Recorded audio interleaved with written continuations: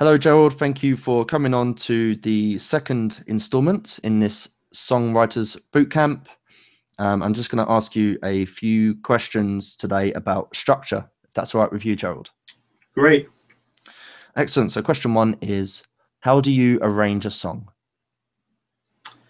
Well, I mean, classically, A-B version, chorus, verse, solo, bridge. I mean, you can do those any way you want. I think I don't know if there's any rules to that. I mean, especially nowadays where I have a hard time discerning sometimes in songs whether they're a chorus or a verse, just because of the way people write songs. I don't have a problem with that, uh, just as long as there's not too much anarchy in the song, like it's going somewhere. If it's not going somewhere, it always seems unresolved. So I think that um, I'm a big stickler. I like to have an intro and I like to have an outro in a song, and I definitely don't always. I don't always put a bridge, but I do have a tendency to uh, like to put bridges in songs because they add tension to songs. They they change you from one place to another place. They help you to get from a chorus to a solo, or from a solo back to a verse. Okay. So arrangement. So arrangement. Are there any rules for arrangement? No. But like I said before, don't bore people. Don't bore people. Don't bore people. Yeah. Awesome. Awesome. I mean, arrange a song any way that you feel fit. I mean, especially with a lot of modern songwriters, they tend to write around their melody lines and their lyrics, and sometimes those lyrics don't really uh, uh, show you that they're a verse or a chorus. They're just a change, if in some way. Okay, cool. Great. Anything else you'd like to add to that in answer to that question? No, I think that's it. Cool. Next question is how to write, but also kind of, how to build a structure around, or how to sort of deploy a hook in an arrangement in the structure of a song. Well, a hook is another thing that's sort of missing in a lot of songs. I mean, a hook can change a song entirely, and it can be as simple as a little uh, piano trill, or a three-note background melody. Uh, but I think hooks are very important in songs, and just by the nature of the name hook, it gets people hooked in. Hey, they really like that. It's something that you hear in the back of your mind, like if you're mixing and you put a little tiny wah guitar on the left, just not in the front of the mix, but in the back of the mix, and you just keep hearing that and hearing it and hearing it, and I, those are the little things that really help songs improve. I mean, it takes it takes a song somewhere else, and it takes a listener somewhere else, as it should. But I think hooks are very important. A lot of modern day uh, writers either overuse a hook or don't use one at all. Fair enough. So it's kind of striking a balance between those two. Yeah, yeah. I think it's very important in songwriting. It might be old school, but it's still a very an important part of songwriting. Excellent. Cool. Thanks for that. Anything else you'd like to add to that answer regarding hooks? No, but don't be afraid to use them. Okay, excellent, excellent. And how do you build and use a bridge within the structure of a song? Well, I mean, as I said before, there's different ways you can use bridges. Are exactly what they say they are. I mean, they're bridges from taking you from one spot to another spot. I have a tendency to like to use rhythmical bridges. Maybe a time change, something's happening in the kit or the bass that completely changes from the song. I mean, there's nothing wrong with that.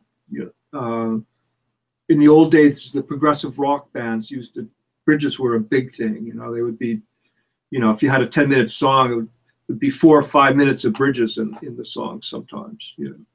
So I think it's important, like I said before, not to make a song boring, and building a bridge in a song is important that way. I mean, and once again, it helps to add tension to the song. Excellent. Cool. So, and to expand on that question, actually, where do solos come into that?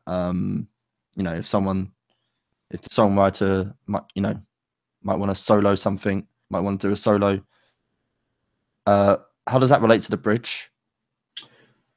But I don't know if it relates to the bridge. I mean, it can. You can go from a bridge into a solo or the other way around. I sometimes I put solos at the end of the songs. I mean, there's no set place where they have to be. And sometimes I'll use the bridge as an outro in the song. Especially if it's rhythmically different than the rest of the song. It's a build up or a build down sometimes. But where solos go in the song, I mean, that's a subjective thing. I think every songwriter decides where that goes. I mean, generally they always put, verse, chorus, bridge, solo, or, Okay.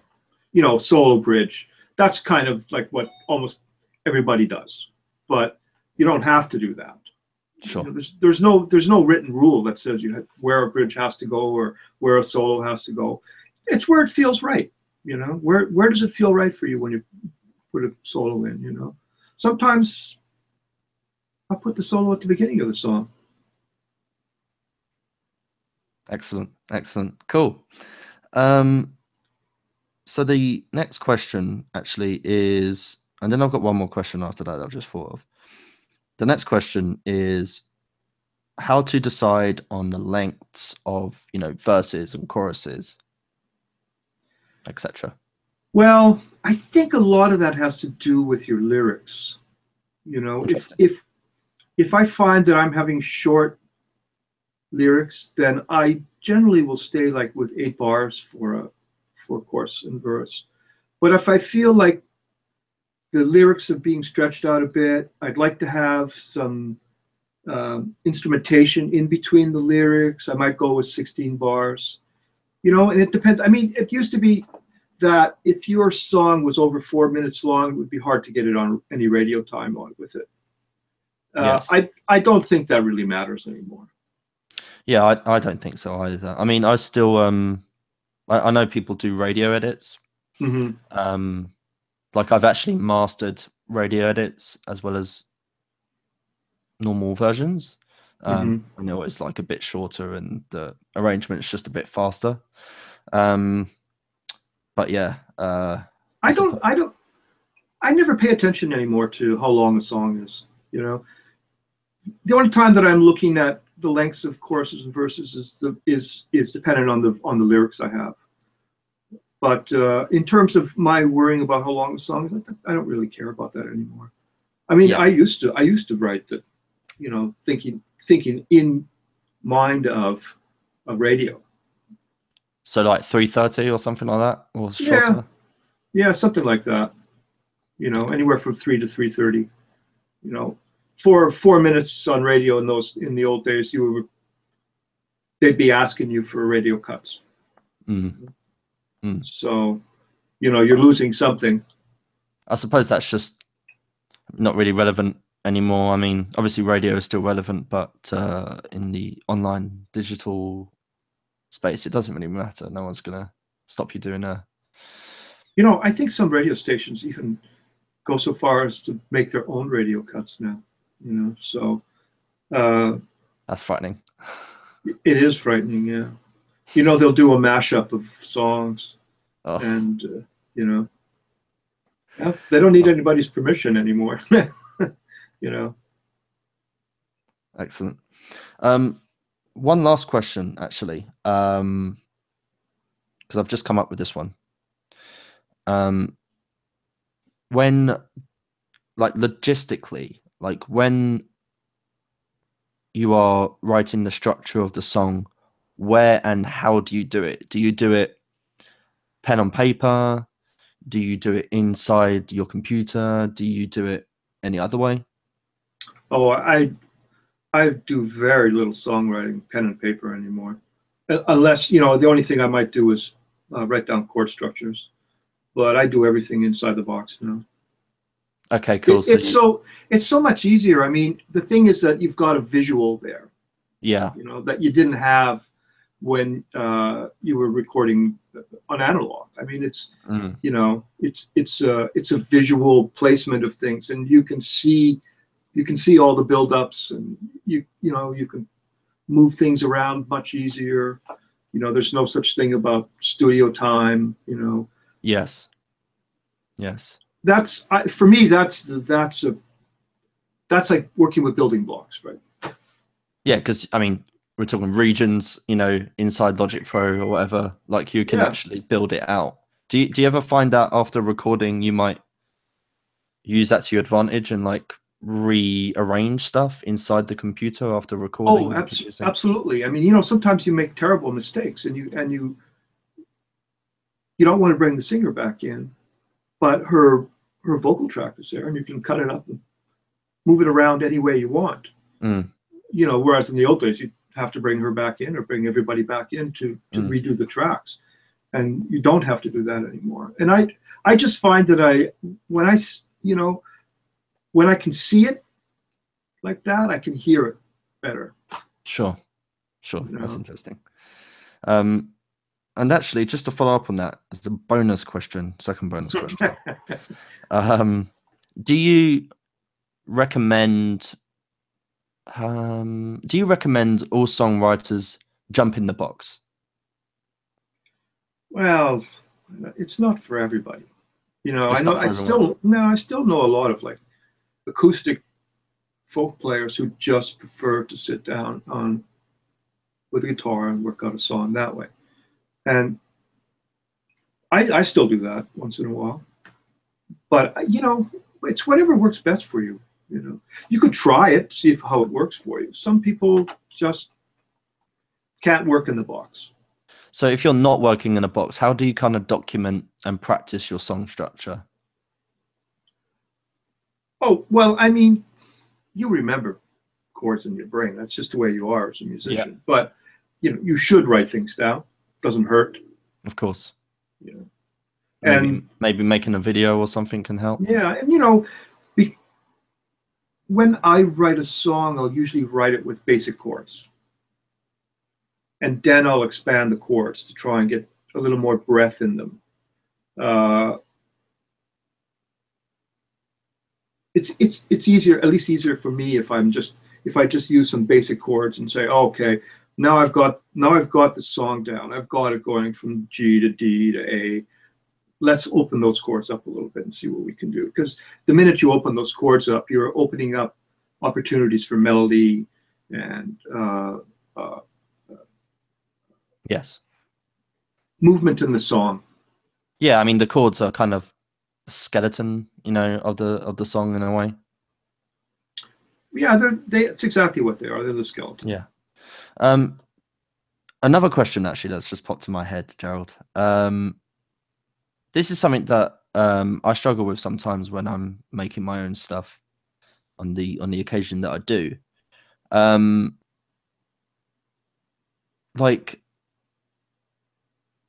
how should or what should the relationship be between the chords of the chorus and the verses and bridges and stuff like that, or do you just generally use the same ones, or how can you kind of like change that up in a way? Through instrumentation. Yeah, Using different instrumentation helps. Uh, it adds different color to a song. Uh, and there's nothing wrong with using basic chords. I mean, uh, how do these different chords affect the song in a big way, in a huge way? sure, That a lot of people never try in a song. They just they come down with the chords, and they don't budge from that. It's always passing passing chords are wonderful things that a lot of people don't like to use anymore. It's not that people don't want to use them anymore. It's a lot of times there's cookie cutter songs that are made by record companies or management companies for artists, and they don't want to shift away from any kind of experimentation. Experimentation is what makes a song. Yeah, sure. You know. And in terms of like, again, contrasting between verses and choruses, how do you make the chorus have impact? Like you said, instrumentation, but how do you make it that the chorus is the chorus musically and the verse is the verse? That's probably a weird question, but I don't know if I have an answer for that. But you know, I mean, the old days they said that they would say that the chorus is really where is the money of the song. It's the heart of the song, and I'm not sure if that's true anymore. I'm just not. I don't necessarily agree with that anymore. Yeah, because actually, when you like earlier in this video, you said that it's actually difficult. Some songs just aren't necessarily defined by verses and choruses, and I actually find that to be true. Yeah. Quite often. I mean, we all listen to different stuff, and I'm not necessarily exposed to the chart music and stuff like that these days. But there are some songs I'm like, I don't even know if that was a verse, bridge, whatever. You know, Yeah. the last 8 bars. What just happened? I mean, I know what purpose it served the song in my intuitive brain, but I can't necessarily articulate that down into what that actually was. Was it a bridge or verse or whatever? And I think that's great. I think that's great if the song is well laid out. You know, that you're not being able to distinguish, because some of these people, they're just telling a story. You know, and all that's changed a little bit is the rhythm, or you know, the chord structure have changed a little bit. In the old days, that would have been unacceptable. Now it's commonplace. Yeah, I mean, we could do what we want now, I suppose. It's like people are not writing for radio anymore. They're writing for movies or televisions, and all of their songs are almost cinematic. You know, instead of being verse, you know, A B all the time. Yeah, and I kind of like that. You know? Yeah, I mean, I like that you use the word story. I mean, it reminds me of the advert for Hans Zimmer's masterclass course thing. And he said, as long as you've got story, you can write anything. You know? And I agree with that. I agree with that wholeheartedly. In German accent that I can't do, but it's just the way that he says it, like it's etched in my brain. I think it's a combination of his accent and what he said, but it really, really resonated with me, because it's you can translate that to anything, you know. Like I think a lot of people, when they're looking for practical advice, they're looking for answers to questions that they don't know how to ask. Like they don't have a story, they don't have something to tell, so they're trying to skip that and be like, oh, how do I get a song? How do I write a song? It's like, well, you need a song first. Lots of people have songs in their heads, they just can't get them out. That's all. Yeah. I joined the Songwriters Post just a few days. I think you're a member of it as well. Yeah. And by and large, it's mostly people begging for somebody to help them write a song. You know, I didn't realize that that's what that site was about, or is that what that site is about? You know, I mean, I thought people would be sharing more the songs and stuff and their ideas versus looking for someone to help them write a song. I think they should rename the title of that site. You know, please help me write a song. Interesting. And on that note, actually, if I've got a song in my head, so Gerald, I've got a song in my head. What should I do right now? Write the idea down. Write the idea down. So Yeah. just write the lyrics down You and got the just lyrics in your head, you got the melody line in your head. Just try and hum it into your iPhone, cool, you know? cool. That's Yeah, I do it a lot. I see it. I see something in the subway on an ad, and I go, "Oh, I love that line," and I incorporate it in a song. awesome. There's nothing that says you can't steal that. Yeah, man. Still, that's really really cool. Actually, I think Apple did this app. They released it a couple of years ago called Music Memos. Yes, I still use it. Yeah, That's what I use. Yeah, and it actually gives you. You can sing it into it, and it gives you actually your actual chord progression. So that's awesome. how much easier can it be for you to be a songwriter nowadays? Yeah, indeed. I can't. I'm.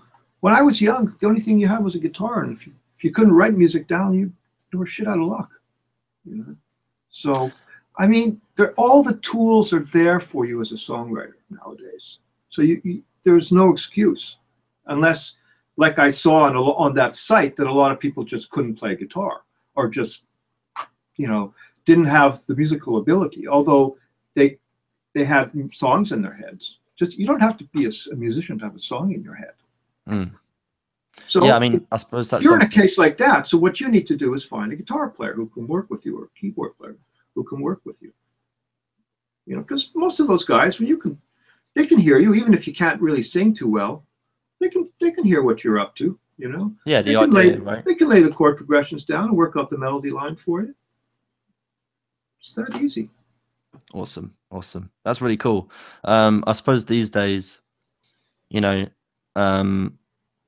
you don't even necessarily have to have any skills apart from, having a song.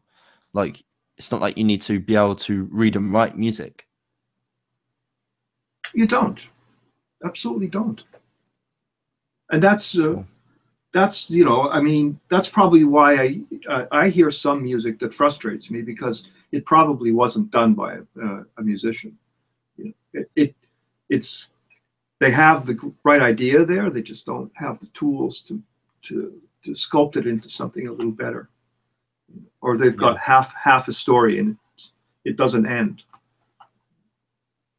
fair enough. Fair enough. So, you know, record yourself singing, document it in any way that you can and share it with people and say, look, you know, I've got an idea of a song. Does anyone want to work with me on it? Yeah, I'm looking for maybe a guitarist or, you know, I know lots of guys who sit at home day in and day out not working. They'd love to get together and work with people like that. yeah. I suppose reaching out is quite hard for a lot of people. It is. I'm sure it is for a lot of people, especially if they don't have the skills and they're completely intimidated. But like I told you before, you walk by 1,000 ideas every day. Awesome. That's a quote. That is a quote. That's probably going to go on Instagram or something. That's this snippet. Anyway, is there anything else that you'd like to add to this video of the course, all about building blocks, arrangement, that sort of thing? No, I think I've said what I had to say. Awesome, great. So thanks to anyone who's been watching this, and we look forward to seeing you in the next installment of this Songwriters Bootcamp with Gerald. So thanks, Gerald. Thanks Thank for you, coming sir. on. Thank you. No worries. Cheers. Take care. All right.